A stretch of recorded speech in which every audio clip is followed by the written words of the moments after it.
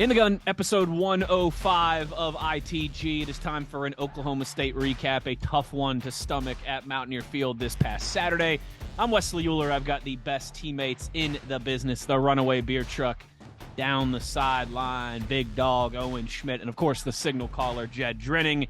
And you guys already know, or at least you should by now, this episode of ITG brought to you in part by our friends at BetOnline, where the game starts. We are going to get into the game here in just a moment, guys. We'll catch up with Big Daddy on the other side of the break. But first, it's been a few episodes since we've done an around campus blurb here. That's kind of what we use sometimes to talk about some of the other teams. I guess we did last week mention the Mountaineer men's soccer team in that top 5 clash, the big victory they had over Marshall. They're number 1 now nationally in a couple of the different polls, so hopefully they can keep churning out those victories. Went down to Coastal Carolina and beat up on the Chanticleers over the weekend. But of course, the basketball team, the men's basketball team, new head coach Josh Eilert, interim head coach to be accurate here. There's kind of been something hanging over the team for the last couple weeks. That has been the waiver status of Raekwon Battle, the talented transfer point guard for the Mountaineers. And this was one of those things where, I think a lot of us were fearing the worst. We just went through this with Perez last year and his waiver being denied and him having to sit an extra year. And obviously he's off the team now. Raekwon Battle, very talented guy, averaged over 17 points a game last year.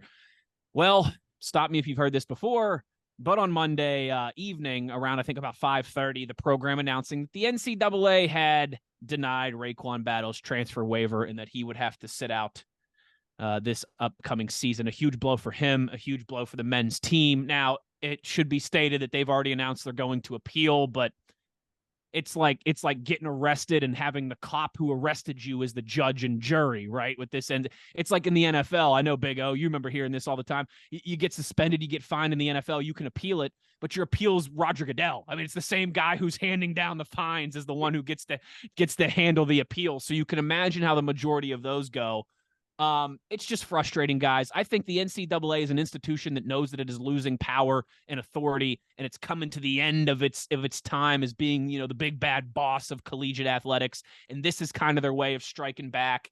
We just had a similar type thing. Remember the whole Tez Walker? We talked about that on the podcast, I think, Jed, right? The North Carolina wide receiver whose transfer was initially denied, and then there was a huge outroar, and North Carolina put out a lot of statements, and Mac Brown put out a lot of statements, and their fan base raised a commotion, and they actually got it overturned. The NCAA said new information has come to light, and they actually let Tez Walker play and granted him eligibility for 2023. That's my lone hope here. Make some, whether you've got social media, whatever, make some noise, make a stink about this, let everybody know that this is a bunch of BS. I hope the basketball team does the same thing. I hope we get a statement from Josh saying this is BS. I hope we get a statement from Raekwon saying this is BS, because it is BS. But unfortunately, it's not surprising to me as we sit here just a couple hours after the announcement came down. Well, you're right. It just appears that the NCAA, in times of desperation, they recognize that their power has eroded and it's going to continue to. And they're kind of just flex and dunk on some of these kids at all the wrong times, whether it's the kid from North Carolina or whether it's this situation in West Virginia. There's very little consistency to it. First of all, there never has been. I mean, even when you look at the pre-portal era, I remember just the insane inconsistency of who was and who wasn't granted waivers. If you remember those days, just 3-4 years ago, when as an undergrad, the only way that you could transfer and immediately be eligible was if the NCAA did grant your waiver request. Right. And there was actually an attorney who was really good at forcing the NCAA's hand. He carved out a little cottage industry and representing these kids and getting a lot of them to, I remember the Tate Martell situation when he transferred to Miami. Mm-hmm. He was immediately eligible, but there was a tight end who transferred to Illinois, Owen, when Rod was up at Illinois with Lovey. And he had a sick family member right there back home. He was transferring back home to Illinois, but they did something about, you're not within 100 miles of campus, you're a sick family member. He's like 120 miles away, or she is. I think it was his grandmother. But it reeks of that. And look, who does this hurt, in all honesty, other than the kid? Now, you can call him an athlete, a student athlete, a quasi-pro athlete these days with the age of the NIL situation.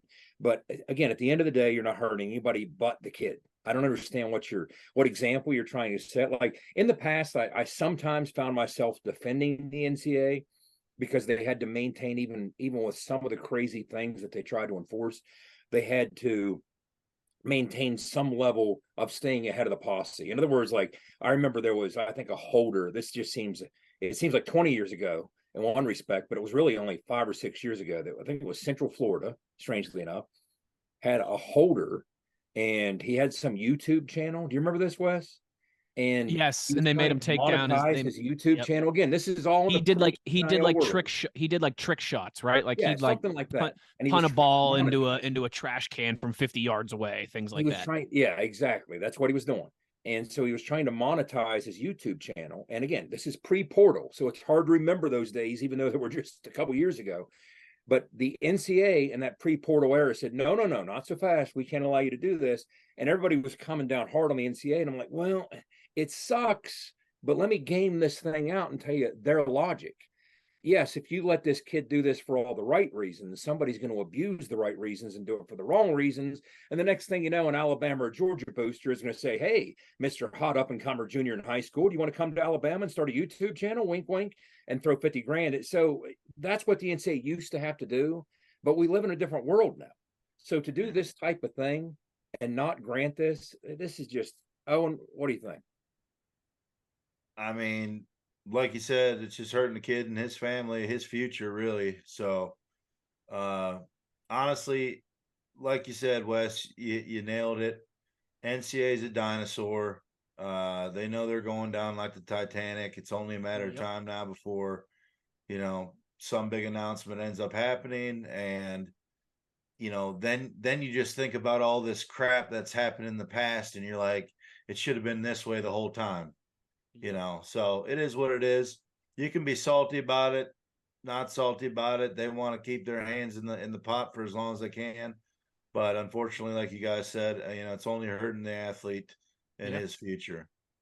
And I think, just to put a bow on this, what's most frustrating for WVU fans, not that we just dealt with this last year with Perez, it's kind of like a deja vu type thing.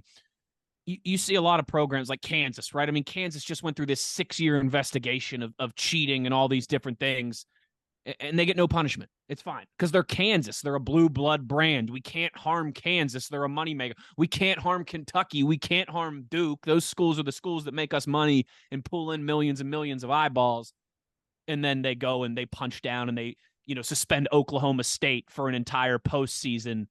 Oklahoma State misses out on March Madness when they've done 1/10 of what Kansas was accused from. A kid at WVU ends up getting his waiver denied because, again, they're not going to take down their big dogs who are their moneymakers, so they'll try and flex their muscle elsewhere. It's annoying. I hope we're doing an episode here in a couple weeks and we go, hey, remember we talked about Raekwon Battle a couple weeks ago? Well, good news. We found a way to get that thing turned around, but we just went through this last year and Perez wasn't able to play no matter what happened. I hope I'm wrong. I hope it's different this time. I just don't have much faith that it will be, unfortunately. Another thank you to our friends at Toothman Ford for presenting this episode of In the Gun. Shout out to our guy, JR. We all know cars cost less in Grafton. They've got over, 24 now WVU athletes signed to NIL, so make sure you're supporting the people who support our athletes and support this podcast. All right, guys, some Oklahoma State thoughts before we go to break here and bring Big Daddy into this one. Obviously, 48-34, the Mountaineers fall, and I don't know what we usually like to do here. I think, right, is I give kind of a synopsis and then we toss it around a little bit. And we get the signal caller's thoughts and Owen's thoughts. Guys, there's a lot to get into, and we will, and we always do. We'll talk about the run defense. We'll talk about some of the things on special teams and on offense. But to me, it's just like this team has to play clean to win. That's what's been sticking with me since Saturday. They can't turn the ball over. They have to be disciplined. They can't take those penalties. They can't shoot themselves in the foot. They can't make errors on special teams. They can't miss tackles. They have to play clean football to win, and they didn't do that Saturday. Wes, what you're describing is all the top 10 programs in. I mean, that's how you put. Yeah. That's how you win. You know what I mean? It's like Nick Saban. It takes what it takes. We already know this. Why is it not being like? How do you go from doing it sort of to not doing it anymore. No, that's how you were beating Pitt and Texas Tech and TCU. I mean, net It's success on frustrating, special man. I teams, get it. good tackling, Yeah. no penalties, no turn or one turnover. Jed, it's just, this is a team. I think now the sample size has gotten big enough, right? And we've seen when they play clean football, they win. When they don't, they lose. And I know there's a lot of minutia in there, but I think that's kind of just on the surface where we're at. Well, there's a certain style of football that we have to play while we're playing clean football, right? And just like Owen said, the best teams in America are the teams that most regularly do that. And the best teams in America are the teams that have enough talent to get away with not playing their best game and still beat you. Well, there's only a handful of those teams. We're not one of them. Most teams aren't one of those teams on that very short list of 5, 10, 15 blue blood, whoever it might be. We're not on that list. So we can't do that and expect to overcome those things. Now, we've had 4 games come down to a couple plays one way or the other. Okay. 2 of them we won. 2 of them we didn't. So the question becomes understanding the incredible level of parity in this league and that so many of these games are going to come down to the final minutes or final situations like this has. How do you're not going to bat 1,000, but how do you go 3 out of 4 instead of 2 out of 4? I mean, that's the question. I mean, that's the fair ask. If it comes down to 2, 3, 4 play sequences, which when there's parity, that's what the NFL is. That's why every game comes down to the final 2 minutes. There's tremendous parity, right? But what that means is you can't afford, like, the thing that frustrates me, and I heard others say it this week, if you're winning a game 24-20 in the fourth quarter at home when you're 3-0 at home, you got to feel pretty good that you have a shot to win that football game. That is when that faux pas on the special teams happen. Now, again, it's not as though the Oklahoma State staff didn't deal with similar things. I mean, they kicked a punt into their upbacks behind, right? I mean, that their punter was spinning around looking in the wrong direction for the ball. They missed a chip shot field goal with maybe the best kicker in the league right before the half. They had an egregious 3rd and long DPI to bail us out. They didn't play perfect football. Everybody's going to make these mistakes. What you got to do is make sure yours aren't as timely as theirs and be +1 in the mistake category in terms, or -1, however you want to look at it. Have 1 fewer back-breaking mistake than the opponent has. And if you do that, you're going to find a way, despite all these other things. We're talking about all these little mistakes in a game where a guy ran for 282 yards and we still had a chance to win. But all these little mistakes, right? It wasn't Barry Sanders in the backfield for the Cowboys, Sanders. although Gordon's pretty good, I tell you. And what we talk about last week in talking about the structure of their run game. Okay, a couple things I want to point out here. They reinvented what they did through 3 games, and this is what makes Mike Gundy Mike Gundy. Mike Gundy's one of the best in the business. There's a reason he's the 4th longest tenured head coach in all of college football, the longest in the Big 12. He's won just about every different way you can with about just every different coordinator you can imagine on both sides of the ball. And now he's got a new D2 coordinator on the defensive side, and Brian Nardo came from Gannon right up the road in the PSAC. But 3 games into this thing, they're playing 3 quarterbacks. They're getting smacked around by South Alabama. DJ Oliver's not in beast mode. Their offensive line lacks continuity. They're not dominating people.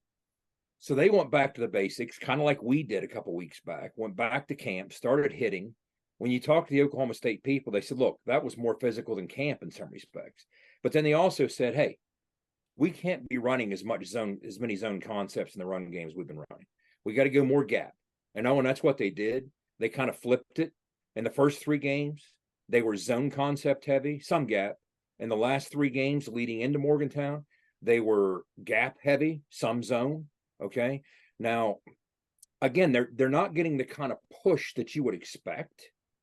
There were a lot of opportunities against this kid, and there have been all year. When I watched tape, I kept seeing people hit him, and I put some of this on social media, at the line of scrimmage or sometimes a yard behind the line of scrimmage. And he was still getting yards. What should have been a TFL was a 5-yard pickup. He's a strong kid. I saw him doing it to Kansas. I saw him doing it to Kansas State. Time after time is what he was doing. This blew my mind, and that's why I posted it last week. He was the 6th leading rusher in the Big 12 coming into last week, despite the fact that 44% of his carries had seen him hit at or behind the line of scrimmage. Almost half his carries, he was hitting the backfield or at the line. He was the 6th leading rusher. Well, what happened against West Virginia? He had 282 yards rushing. Do you know how many of those yards came after first contact? 194 yards after first contact. So we came in as a team afflicted by poor tackling, self-inflicted, against Houston, hoping to remedy that. Now, what happened was, against Houston, it was a combination of poor tackling and a poor outing by the defensive line. I think to some extent, the defensive line kind of held its own, but the second and third level, and this is after I watched the tape. I mean, there were things that I was fearful of. Dude, they were not good. Watching the tape. No, the second and third. They were Pepe missing Le Pew. fits, poor angles, leading with the wrong shoulder. Sorry, man. I mean, that was as bad as it gets, dude. It was terrible. Watching that stuff was trash. And I get it, that kid's a big back, but dude, come on. Couple of those runs at the end were practically uncontested. I mean, dude, we got one arm on him, and he's that's gone. what I'm saying. And I'm like, one arm. That's what we got. That's why I didn't listen. We were talking before the podcast, everybody, just to let you know, getting our feelings out, okay? So we didn't freak out on the show. Couple four-letter words. Yeah, and here's the deal. I said something to Jed. I truly believe. Now, I'm not gonna say I said they laid down. In my opinion, when you're messing technique up and sing arm grabbing guys and arm trying to arm tackle, you're either not conditioned, okay, or you're defeated. You're defeated. It's like that's just what I felt in my heart of hearts, of football hearts. Again, in real time, I thought to myself as I walked off the field, I was a little fearful of what I might see when I watched the tape. Yeah, I was. And as I was watching the tape, I was at least, this is the only silver lining I came with. That was embarrassing. But I'm like, you know what? I see guys full speed, which matters. Missing play. That matters. What did Rich always tell us, Owen? Make a mistake, make it full speed. I see that last touchdown. Eddie V blew through that gap harder than he blew through any gap the entire game, full speed, forced him to redirect. No linebacker was there to scrape and help him. The D line went full speed. Now, you saw backers missing gaps. You saw Spears flying off the edge, missing fits. You saw a bunch of bad, horrible, wretched football. But what I was afraid of, I'd see guys getting whipped, not 5 yards backwards, not hustling, not playing with appropriate pad level, and just getting beat man to man. I was afraid of that. I didn't see it that. What I saw was bad football in the wrong place, full speed in the wrong place. Now, there's a couple exceptions. There are, because I have seen teams do exactly what you said, Owen. So have you. Lay down, horrible pad level, get knocked 5 yards off the ball. You have no chance no matter what you do. That's not what I saw. I saw horrible technique, bad run fits, guys in the wrong spot, but at least I saw effort. That's what I saw. Now, the bad run spots was terrible. You just talked about the last 2 touchdowns. When you go back and really scrutinize it, one of them, the only thing we got on him was what Eddie V got on him, blown by that tackle to try and do what he could, and he's just not athletic enough to make the play himself. He needed a linebacker to scrape. And on the other one, the only thing we got on him was a hand by Raleigh Collins screaming in, out of control, completely off the edge. Otherwise, nobody got a finger on him. Nobody got a finger on him. And there he went, 60 yards. Because what we were doing, you know what we did on that last possession?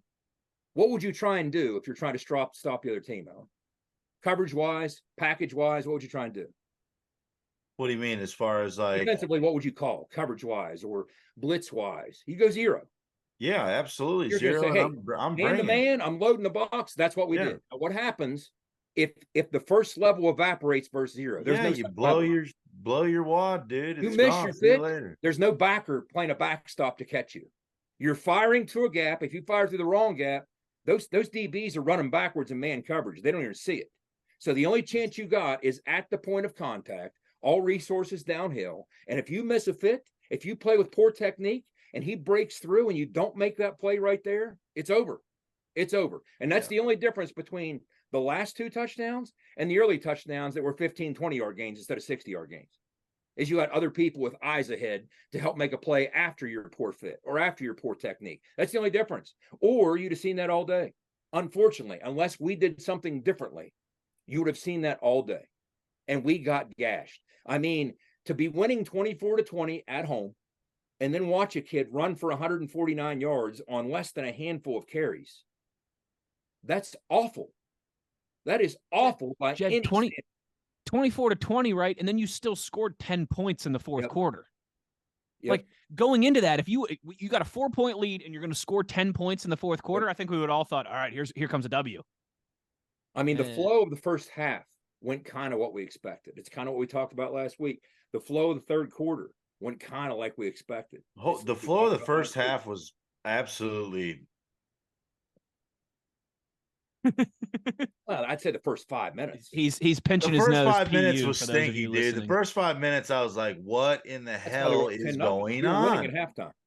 We fell behind 10-0. We were winning. 17-13 felt great. Well, that's what I'm saying, though. It's like, what a roller coaster to get to that point, and then just literally derailment after the third quarter. Yes. Yep. It's just like, man.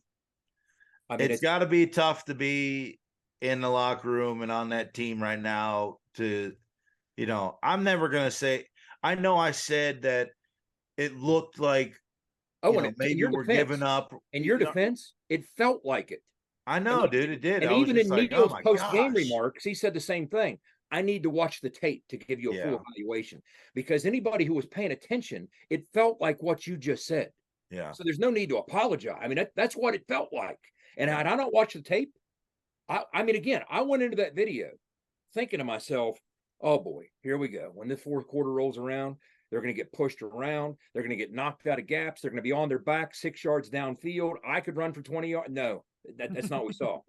I saw uncontested gaps with defensive linemen, sometimes slanting, sometimes pinching, different things going on.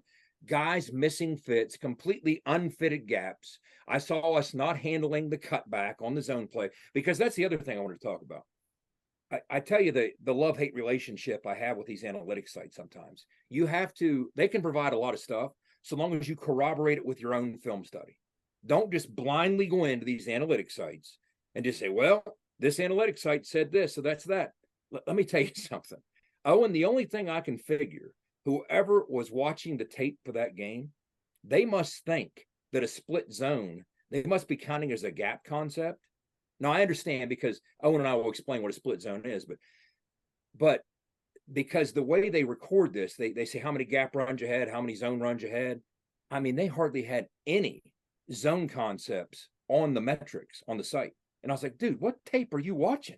They were gashing us with split zone. Now, what split zone is, for those listening at home, and Owen, I want you to jump in, because I've just called it, I've never run it. Okay, you're zone blocking, all right? But the difference is when you're blocking down and you're going to leave, we always talk about leaving that defensive end or the edge player unblocked. You're introducing a trap element to it. That's the only place that will have a gap-like feel to it, because you're going to trap that unblocked defender. And you can trap him a host of different ways, but normally what you're going to do is you're going to get creative with your tight end coming from the backside. We do the same thing. And he's going to come in unblocked, flying down, thinking, man, I got a play to make. And then the next thing you know, he's got a face full tight end. And that's how you run the split zone. Well, they were doing that time and time and time again, just presenting it in different ways, whether it was from motion. Like one of the things they would do, I'll give you the first example of the game. First play of the game that they hit this thing and gashed us with the cutback. It was like the third snap of the game with Ollie Gordon. They ran trips to the field. The tight end was the inside slot to the left, to the wide side of the field. Okay, so now what they did was, now we matched heads to that trips. So Anthony Wilson's up top playing center field. Aubrey Burks had dropped down over the inside slot. Again, we're matching heads defensively against those three receivers. Well, they motioned the tight end to the backside to run that split zone, leaving our bandit Jared Bartlett unblocked. So the tight end collisions Bartlett. It's a one-on-one block. He uses momentum against him. Boom. There's that huge gap that opens up on the cutback. I want you to see what I'm saying. In other words, Gordon takes it. He heads towards the trips. He reads the cutback. Boom, he goes. Meanwhile, what was happening? Aubrey Burks recognized, we got a bad fit over there. So you see Aubrey on tape trying to move back. Now, I'm not sure if defensively we were trying to do what we call banjo the coverage. Sometimes you'll see a response to motion defensively is to kick one safety from the motion side back and kick the other safety down. Some people refer to that as banjoing the coverage. It almost felt like we were trying to do that to get the appropriate run fit on the backside, but the communication fell short. Anthony Wilson stays up high. So as a result, we don't have a safety downhill fitting that lane on the cutback. So boom, there he goes. I think that was a 20-yard pickup. So those were the types of things we were looking at. And as soon as you adjust to that, there'd be one other wrinkle they'd throw in. But really, it wasn't a matter of outfoxing us. It was just the only thing they did differently was they went a little more pistol. It weren't a bunch of exotic looks. I mean, these were the things that I saw on tape when I was studying them. It's just maybe more split zone, which they'd run a bunch of anyway, but they ran a bunch of gap. So it was just they were finding ways, and then over the course of the game, they dropped a couple offensive linemen, and they still kept on chucking, you know. But again, defensively, when you evaluate what we did and didn't do, 3 quarters of good football, 1 quarter of wretched, off the worst football you ever see, and that's what cost us. But the defensive line, again, the rotation for what it was doing, it wasn't all that bad. Even at its worst, they could have played better. But you heard Neil in his presser, he talked about you have to leverage the football. Well, in part, that's what he's discussing. Without your safeties being involved in an efficient way in their fits, and the backers being involved in an efficient way in their fits, you're going to be out leveraged. And consistently, we were out leveraged. Either we were fitting the wrong gap, or we were leading with the wrong shoulder. I mean, and you know all about that. When you're blocking a defender, all right, you want the back to follow you one way. It's all about which shoulder you choose to knock that defender, right? Well, if you choose the wrong shoulder, all you're going to do is knock them back into the gap or into the running back. Well, that's what defensively we were doing. We were sometimes choosing the wrong shoulder, sometimes choosing the wrong gap, but you put it all together, and it was a mess. It was a mess. Jed, do you think that because just I don't know, do we not know the scheme, or are we just not experienced enough? Is that what it comes down to? Are we just trying too hard? You know, I tell you what, I don't think it is.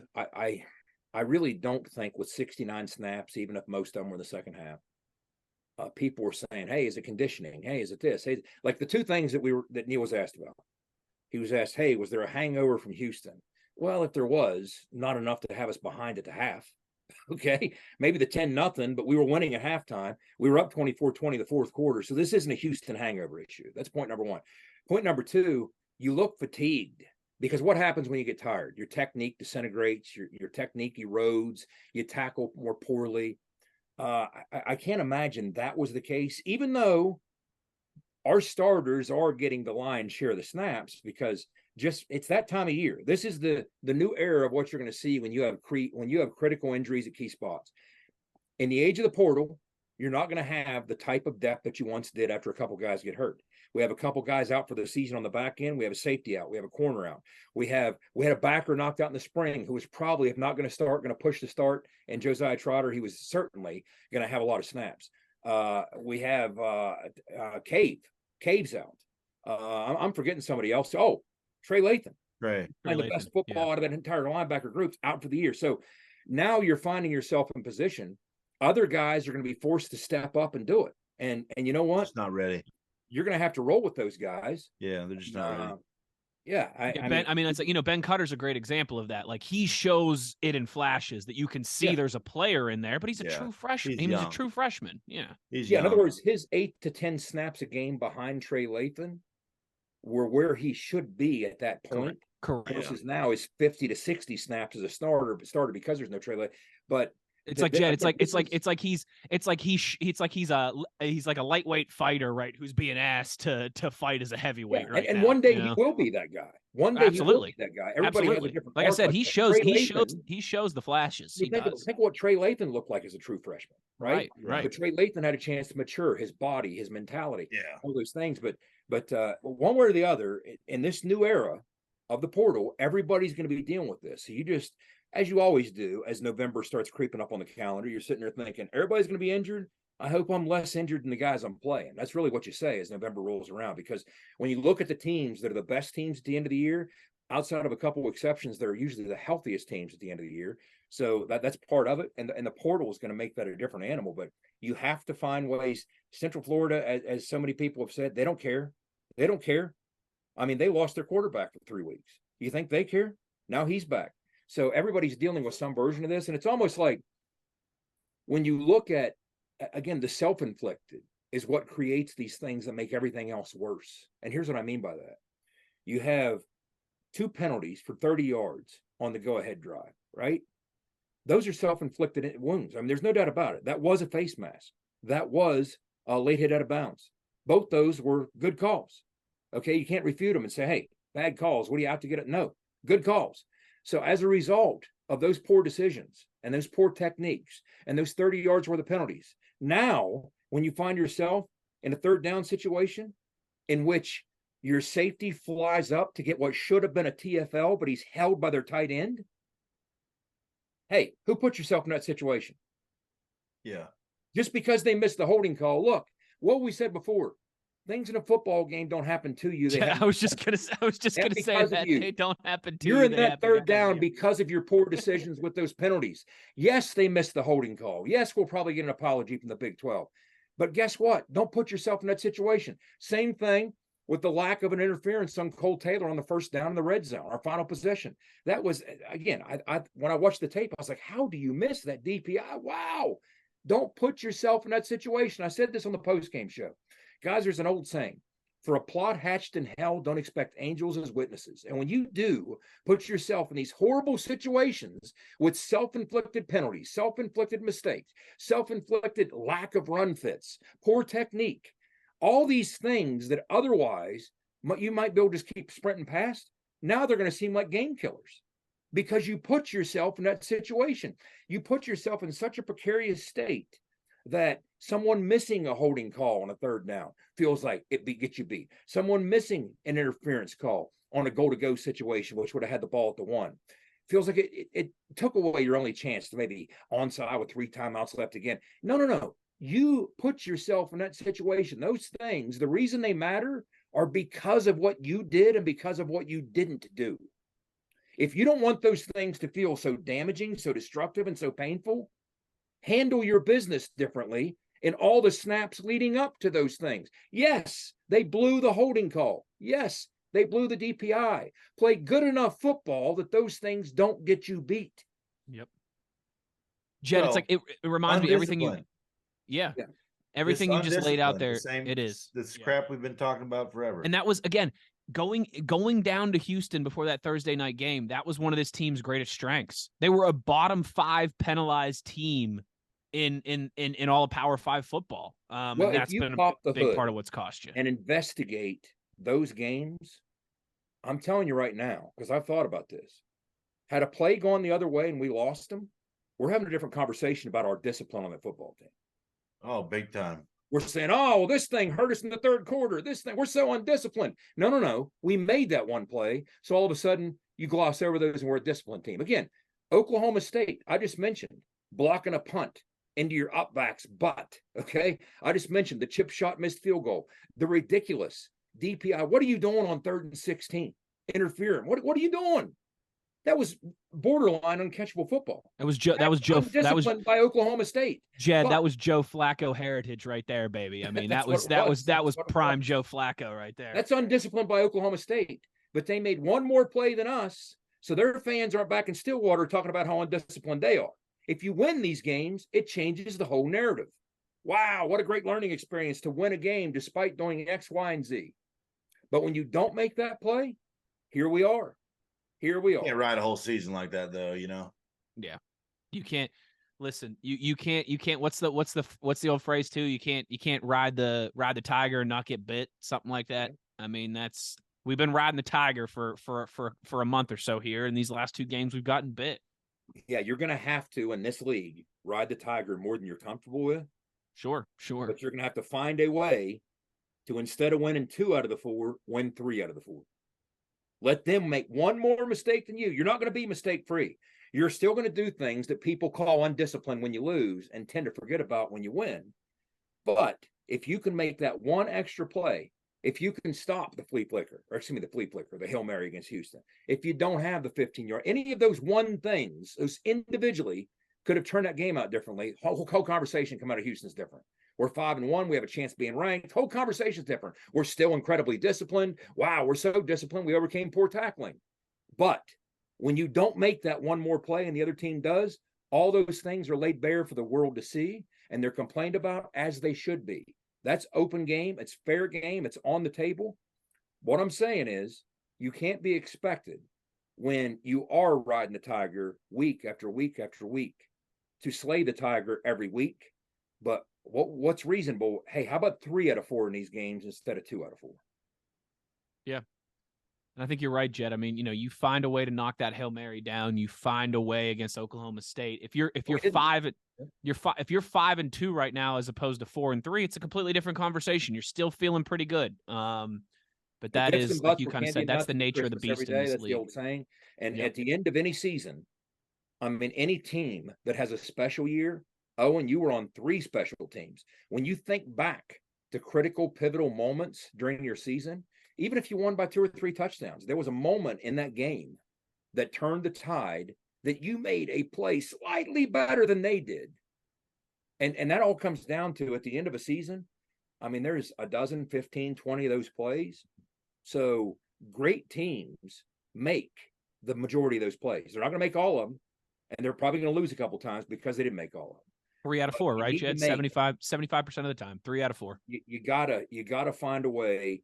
Again, look at the circumstances in these last 2 losses, and we got to hop out because we're going to get to Big Daddy. But the circumstances are you're up by 4 with 12 seconds left at Houston. And the circumstances here, you're up by 4 at home in the 4th quarter receiving the punt. And you're 3-0 at home, and the crowd's into it. And the offense has been effectively moving the ball. They found some answers in the second. So both those games, that's why this is, you got to find a way. You got to find a way. I mean, you block the kick at TCU. That thing goes through. Who knows what happens in overtime, right? You made that stop against Texas Tech. That thing gets in the end zone. They might go for 2. Who knows how that ends? You made that one play that in these circumstances we're talking about you didn't. Yep. You let Pitt drive the whole way down the field, right? But then you held them to a field goal. Yes, these weren't 55-10 games. You didn't win 55-10. You didn't lose 55-10. You're right there. Now make that critical play one more time than they do and win those games. Oh, before we go to break, a thank you to our friend Rick Lewis and Fortis, the best commercial roofing business in the country for roof performance and financial certainty guaranteed. Make sure you visit fortis.us.com. We got to get to break. We'll close down a few minutes with our guy Big Daddy on the other side to wrap up this conversation. You are in the gun.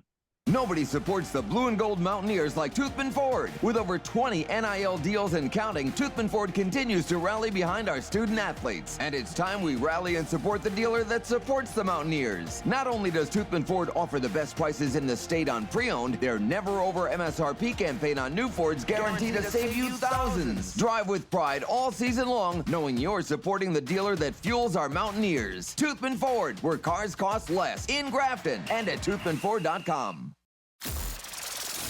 For more West Virginia Mountaineer football content, be sure to follow us on Twitter @InTheGunPodcast.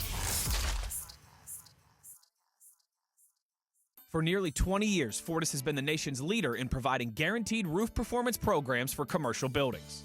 Fortis offers roof performance solutions that feature extensive initial and ongoing reconditioning for commercial buildings as an alternative to traditional replacement, with long-term performance guarantees that are backed by global leader Lloyd's of London. Fortis offers a comprehensive range of roof performance management programs that provide financial security, extend the life of our customers' roofs, and make a significant impact on ROI. Fortis is currently improving performance and increasing ROI for customers at more than 4,800 locations, with more than 140 million square feet protected, including many Fortune 500 companies that have turned to Fortis to save money, gain financial certainty, and extend the life of their existing roofs. Fortis has helped customers save more than $520 million in capital roof replacement costs for an average ROI of over 250%.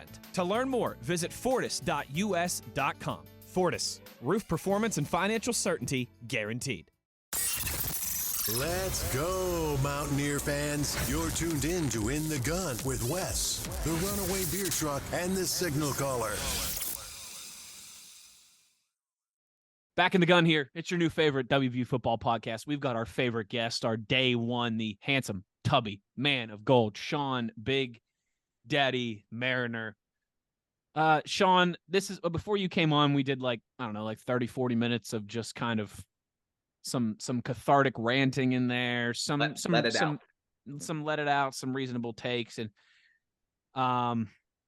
we kind of, our consensus was is that, really other than the maybe the first two games, Penn State and Duquesne, a tale of two cities there, right? Penn State, one of the best teams in the country, Duquesne, an FCS opponent. You've been riding the Tiger, right? I mean, you needed a lot of things to go, and credit to those guys. When you win games like that, it's a credit for you too, but you needed to play clean. You needed things to go your way. You needed to win the turnover battle or at least be darn close. I mean, you were +3 against Pitt, right? Or sorry, +2 because they had 3, you had 1. And then against Texas Tech in the 4th and goal stand, and then against TCU and the 2 block field goals and all those things. You'd ridden the Tiger a little bit on that line that you have to do in this league. And then it doesn't go your way Thursday night down in Houston. It doesn't go your way against Oklahoma State, despite a lot of, you're up at halftime, despite some big miscues in the first half. You got a 4-point lead going into the fourth quarter as you're about to get the ball back.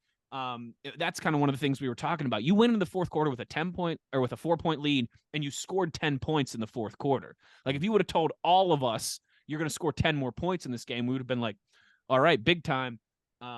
That's just, man, like that's the fine line of, yeah, you could easily be 5-2 right now. You could maybe even be 6-1. Yeah. But when you ride the Tiger like that, just the nature of the beast, you're going to get bit a few times. And man, they've been some nasty bites these last 2 games. I can almost guarantee you guys have talked about it, having not been on until just now. And I'm not just trying to silver line everything, but I try to look at more positive than negative, so I don't just get. Is this glass half full or half empty? That's more than half full, my friend. You're a 3/4 kind of guy. That's why we love you. Down 10-0 to start the game after how the game started, and you come back, the fight is there. So that's one thing that I do appreciate. In years gone by, Jed, you and I know, had that game home or on the road, it's tough sledding from there. So to get back in and to even have a lead, that was a 55-14 Colin Klein Kansas State game without question. So they've got the fight in them. You just got to be able to extend it over 4 quarters. It sounds cliche. I am the furthest thing from a coach to know exactly what I'm talking about, but that's just what it seems. Guys, we're so disjointed. In other words, if it's felt for the better part of a year and a half, maybe even 2 years, if you can bring it all together at the same time. That's really what this is all about. Okay, We've seen high-level football in all 3 phases at different times, but we've rarely seen it at the same time. Okay, I'm going to give you a few numbers here. 23, 24, 17, 24. What do you see going on at 20? I'll throw a 20 in there. 23, 24, 17, 20, 24. Those are the point totals offensively in our last 5 wins against FBS teams. 24, 23, 17, 20, 24. That's all it took to beat 5 FBS teams. Now, teams are different. Matchups are different. I get it. That's why I'm trying to look at a broader picture. So we won all 5 of those games that scored more than 24 points. Now, here's some other numbers. 31, 42, 31, 31, 39, 34. Those are the 6 times since the beginning of last year we've scored 31 or more and lost. Jed, that's a great point. If you would have told us before the Houston, if you would have told us after that TCU game, hey, Mountaineers next 2 games out, they're going to score 39 and they're going to score 34. We'd all be like, we're 6-1. We're 6-1 and we're ranked 17th in the country. Yep.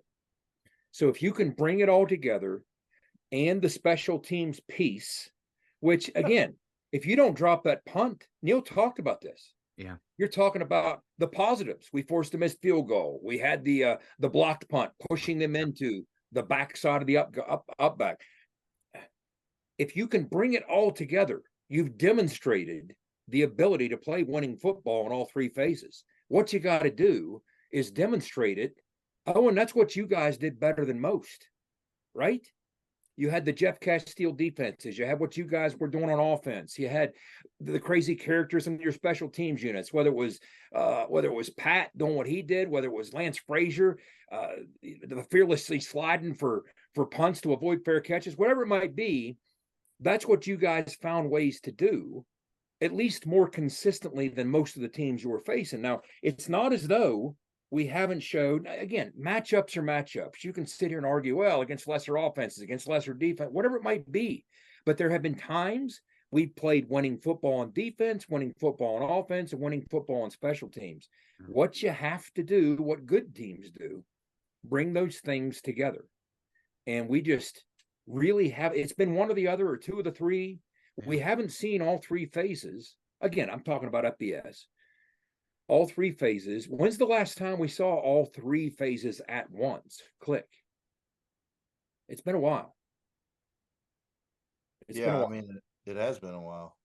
Yeah, and I think that's what's frustrating. Maybe Virginia Tech last year. I was thinking that too. Yeah, Look at us, Sean. Look at us. There you go. So that's the type of thing, and there's a reason that was the biggest margin of victory in the history of the series in Blacksburg, right? So when those things happen, a lot of things are possible, but they have to happen with more regularity than they have. At least get two of the three. It's difficult to line up all three. Man, it is. It really is. It's difficult for any team in America to line up all three. But if you can get two out of the three, you're up to something. But again, those point totals offensively, we've won with 23, 24, dating back to late last year. 17 this year, 20 this year, 24 this year.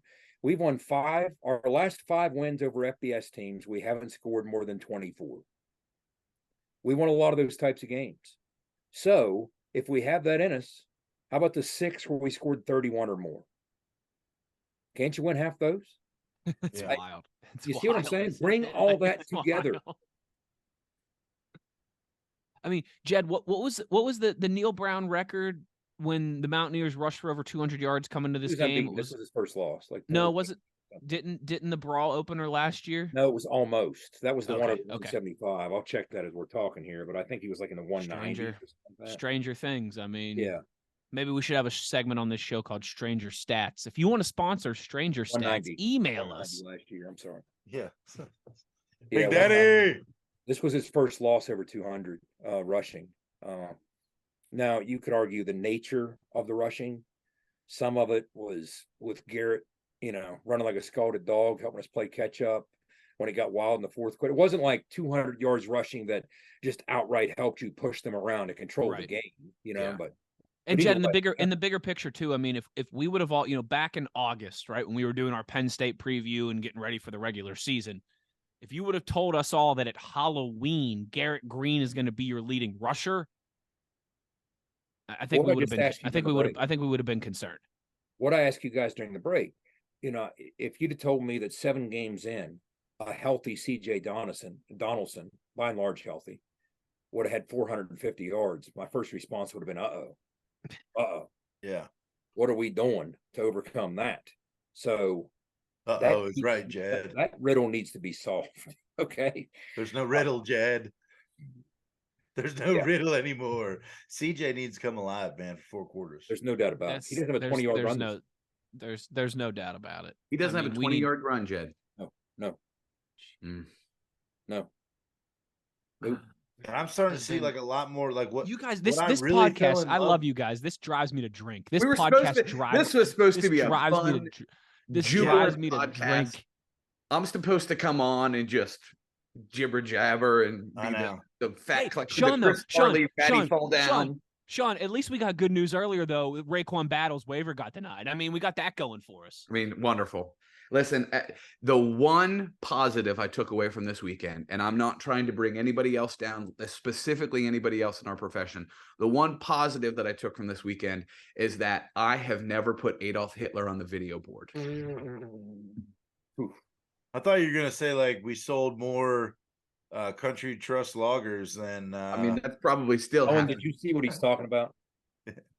Did What? you see the Yeah. Michigan State game? Michigan State put Oh, Adolf Ellen. Hitler on there. They lost at home to their biggest rival by 49 points, but And- that wasn't maybe the most embarrassing thing that they did. They put Pre-game- Adolf Hitler on the Just some jumbotron. friendly Now- little trivia. Yeah. I don't know all of the details, but what the statement that was released was that they have a third party that does trivia for them, and one of the trivia answers was Where was Adolf Hitler born? but it's Austria with a picture of Adolf Hitler. So as they're getting boat raced 42-0 in the third quarter, their administration, on top of everything else that's currently going on at Michigan State, has to release a statement that also says, "Hey, we're sorry that Hitler was on the video board earlier." And you know what? They thought they could delete it real fast, but guess what? Michigan has footage of that. Hey, that's promise they history. snuck- He was I there. promise He they was snuck there. some footage in there. He was That's there. history, man. Who cares? Listen, if you want to have a trivia question, don't put his picture on the Yes, jumbotron. yes, it can be. It could be an answer, but it just like it broke you my guys, heart for my brethren in the profession. You guys will appreciate this, and then we'll wrap here because at least we can wrap on a laugh. I work with a guy, Mike Pursuta. He is the Steelers pregame show host, Steelers.com. He hosts the DVE morning show, which is like the biggest morning show in Pittsburgh. He's a lifelong, sports guy here in Pittsburgh. He's a Michigan State grad, and he's a lot like me. Like he works around the Steelers and the Penguins and but his emotions, his happiness depend on his alma mater. Michigan State football, Michigan State basketball, Michigan State hockey. Like he wears it on his sleeve. He's in his 60s, and he's told me he's retiring in a couple years. And he said the first year that he retires, him and his wife are getting an apartment in East Lansing. And he said, in 1 year, I'm going to go to every home football, basketball, and hockey game in 1 year. Football and men's basketball and hockey. He's like, we're going to live in East Lansing for, we're going to live in East Lansing for 8 months, and I'm going to go to every football, men's basketball, and men's hockey game in a calendar year. It's a bucket. And I'm like, that's fantastic. I'm in. I don't know nothing. Get me in. I'm in on it. East Lansing's a neat area. I had to. So again, Michigan State's been through a lot in the past few months, right? I mean, like they got a lot of things going on, and I know it really. I know it right. I mean, we don't need to bring Dr. Larry Nassar into this, exactly. right? And I know he wears it on his sleeve. He loves his university. He's Sparty all the time. He's got Sparty stuff on his car. Like he's like his alma mater is his chief most emotional investment. And we are Saturday. We are at El Segundo Brewing Company, which is the Stone Cold Steve Austin Brewing Company. Yeah. Give me a hell yeah, brother. And, Vodka, and beer, what? more beer, What? vodka, What? tequila, And a Bloody Mary. more beer.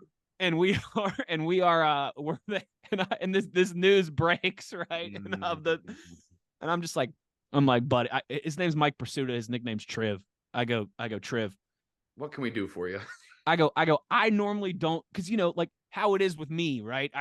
I walk into work on Friday after the Houston game, and everyone's like, Hail Mary. Like, I don't do that to him because I know he's like me. It really affects his emotional and his mental well-being. But I lean into him. I'm like, Triv, I gotta, what the hell's going on, buddy? Like, what are you guys doing? Did he have a response?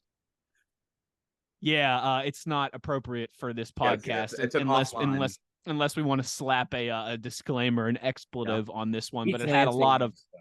It's a neat college town. It's a sweet little scene. I lived in Butterfield Hall, and I was told which was the same hall that James Conn lived in when he went to Michigan State. And the reason I know that, one year for homecoming, he came back and visited the hall. Right. Nice. So I was told myself I had James Conn's room. Right. I was just convinced myself I had Jimmy Conn's room. But yeah, it's a neat. Well, you guys will laugh. I know Owen will appreciate this too. Like I always say, I mean, my initials are WVU. I was baptized in the blue lot, right? Like I was always going to WVU. But if you put a gun to my head and you were like, hey, you couldn't go to WVU, where would you have gone to college? My answer's always been Wisconsin or Michigan State, because I know Owen will appreciate that too, because I would have wanted the trifecta of football, basketball, hockey. Yeah. So when he told me that, when he said like 3 years from now when I retire, we're getting an apartment in East Lansing and we're getting season tickets for, I was like, buddy, I love that so much. There is a weird Pittsburgh, Michigan State connection. Friend of the program, Hannah Getz, both of her younger siblings. That's right. Michigan State grads. Shout out Hannah. Millvale till we die. Like, so I Cousins Bar and Lounge in Millvale. If you ever go, just name drop Hannah Getz and you'll be taken care of. Guys, I want to tell you how much I love you. I spared you. Oh no. 5 pages of notes from that damn tape, though. Thank you. I appreciate get that. to it. You know what? If you want to do it, I'll hop off real quick. If you guys just want to still work it out. I'm not discussing this with Jed, I'm not send them. worth it. Jed, send them to me. Send them to me in a PDF. And when we're done with this episode, done with this episode, I'm going to switch to whiskey, and I'm just going to listen to Mad World on replay. Donnie Darko. I'm not going to poison the world with my notes from that tape. I'm not. And on top of it, we are going to Orlando. We're going to Orlando. We are staying so far north of Disney, we can't go because we have a noon kick. And all of the restaurants around us, it's chains. We are in chain. Kind of funny. Yes. I find it kind of. How far away if you get an Uber to a Universal? Dreams in which I'm Universal's probably 30. Disney's like Where are you guys staying? Let's do it. Renaissance Orlando North Airport, I believe. Listen, at least it's for a noon game, yes, right? Yes, I mean, and I agree. We might be home before 10 p.m. for the first time so far this year on the road, but not even any good food. Like, I'm going to end up going to Outback because I saw a commercial for it. Like, you can't go to when there's no good food, just get some Yan dogs, brother. Oh, I wish. If only Yan would deliver to Orlando. Well, they haven't had. Well, Sean, if it makes you gotta feel take better, them on the plane. I got in and out. I got in and murder out everybody on the SoFi plane. Stadium. Yeah. Can we just listen? I know we're all We used foodies to on do. here, and we got to wrap this. But I did my first SoFi Stadium, Yes. right? This past weekend, and like I've been to Vegas, I've been to Atlanta, I've been to all the palaces, right? Boys. SoFi's got some goods. 3-course meal there: breakfast, lunch, dinner. Swear we get to, and you guys know. I mean, I'm the broadcast engineer. I'm first one in, last one out type thing. We get there at 8 a.m. for a 1 o'clock game. Yeah. Full breakfast spread, omelet, bar, sausage, potatoes, parfait. I mean, you name it. Every espresso bar, coffee. When did they turn it over? So like 11:30 they closed breakfast, and like 12:30 they switched to lunch, an hour. which was build your own. So like walking through your own line at Chipotle, basically, right? Like pick your rice, pick your beans, pick your meat, pick your whatever you want. Oh yeah, and there's beef chimichangas and chicken taquitos at the end as well too. And then post game In-N-Out burger and just a dessert spread. I got on the bus with 2 boxes of M&Ms and a box of Sour Patch Kids. Just an unreal, incredible stadium, open air but with a roof. It's insane, and they're building the Clippers' new arena right next to it. And I said to everybody, when we come back here in 3 years, like if the Clippers are in town, we're going to a Clippers game, because unreal. Why does anybody else know? Why does Wes's Yinzer accent get worse when he talks about food specifically? Well, you got to go down to Permani's, get a pastrami. I saw somebody drink some Tito's and get a pastrami. There was a Pittsburgh official in a high school game. Somebody put this it? First down. First down. First down. First down. Legal hands to face. First down. You guys will appreciate Saturday in Hermosa Beach. We had a Steelers Road Dogs party, which is like a Road Warriors party, which is like a 1,000 people there at this bar in Hermosa Beach. It was out of control. Joe Hayden and James Ferrier and Troy Polamalu were there with us. I was basically just playing security the whole time to keep people away from those guys. But this was all while the WVU game was going on. Of course. I had 3 different listeners come up to me of the course of hey, I just want to let you know, we've been laughing, you talk about WVU all the time, and we've just really liked you watching this game, because I'm every time something bad happens, I'm yeah. And every time something good happens, I'm like, Somebody needs to video him. I had three different people come up to me and be like, "Hey, we enjoyed watching you watch the WVU Great. game." And Thanks, said, guys. Anyone "Yeah, else yeah, around thanks, with you, Wes? appreciate it." Is anybody with you ever when this is happening? All the time. Yeah. Can somebody video you? Oof. No. Yeah, I make them that's a sign. tough I make them. secret. Listen, if you're gonna watch a WVU game with me, I make you NDA. sign it. I make you sign an NDA before you NDA. walk in. Even Big if NDA even guy. if they take the sound out of it. You know, Oh. One of listen. One of the, to sum this up, Billy Hillgrove, right, who has been the voice of the Pitt Panthers for 50, Steelers for 30 years, Pitt Panthers for 50 years, right? He was like the Jack Fleming, Since you know, Jack. the heir to the Jack Empire. He said to me when we were in Vegas a few weeks ago after we beat Texas Tech, he said to me, "Wes, I haven't had as much fun watching a football game as I've had watching you watch the Mountaineers in a long time." Because we were all at a sports book in Vegas, you know, and all the games on and everything, and like that was when the Oregon Colorado game was on, where the Ducks took the Buffs to the woodshed and kind of put a damper on that prime hype. And he's sitting next to me at the sports book, and the whole game he's like, "Oh my goodness, did you see that?" And I'm like, "No, Billy, I'm watching the Mountaineers." I have one TV. That's it. I don't care. And when we make that 4th and goal stop, I stand up and I punch the table, and I'm like, you know, like, and he puts his arm around me and he goes, "I haven't had as much fun watching you watch the Mountaineers." And I can hear the voice too. Like, yep, I hear it. Thank you, Bill. yeah, we were cracking up. The Rams had a defensive back named Kobe Durant. And Billy, a couple times on the broadcast, called him Kobe Bryant. We were cracking up. Oh, it was good times. It was good times. Oh, well, I think that'll do it, fellas. Sean, enjoy your chain restaurants in Orlando. Thank you. Outback's got a new special, so let's see what happens. I didn't even look at the itinerary, big guy. You're always I'll talk to you later. Thanks to don't give away those details on the podcast, all right? You like how I faded off there? It's like at a hotel. Thanks to all of our sponsors, Bet Online, Toothman Ford, Fortis. We appreciate the HE double hockey sticks out of all of Yins. And, we're going to roll along this week. We're going to have our pick'em. We're going to have Phil Steele. We're going to get you ready for that trip to the Bounce House this Saturday in Orlando. So we ain't going anywhere. Morale might be a little bit low, but we ain't going anywhere. You know where to find us.